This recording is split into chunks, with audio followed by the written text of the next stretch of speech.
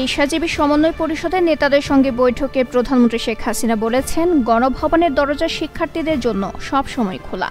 কোটা আন্দোলনকারীদের সঙ্গে আমি বসতে চাই, তাদের কথা শুনতে চাই, আমি আর সংঘাত চাই না।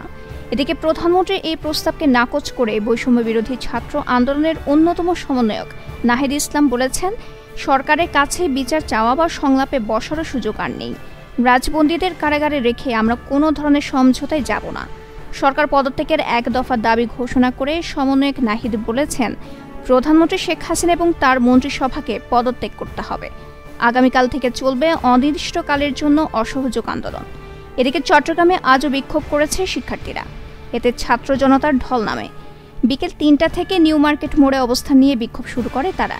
অন্যদিকে নগরে বিভিন্ন গুরুত্বপূর্ণ মোড়ে সমাবেশ ও মিছিল করছে আওয়ামী লীগ। সেখানে ছাত্রলীগ, আওয়ামী লীগ ও এর অঙ্গ সংগঠনের নেতাকর্মীরা অংশ নেয়। সরকারি প্রাথমিক বিদ্যালয় আগামীকাল রবিবার থেকে খোলার সিদ্ধান্ত থাকলেও উদ্ভূত পরিস্থিতিতে সেই সিদ্ধান্ত থেকে সরে এসেছে সরকার। প্রাথমিক ও গণশিক্ষা সচিব ফরিদ আহমেদ স্বাক্ষরিত এক বিজ্ঞপ্তিতে তথ্য জানানো হয়েছে। বিজ্ঞপ্তিতে বলা হয়েছে, দেশের সাম্প্রতিক পরিস্থিতি বিবেচনায় রবিবার খুলছে না প্রাথমিক বিদ্যালয়।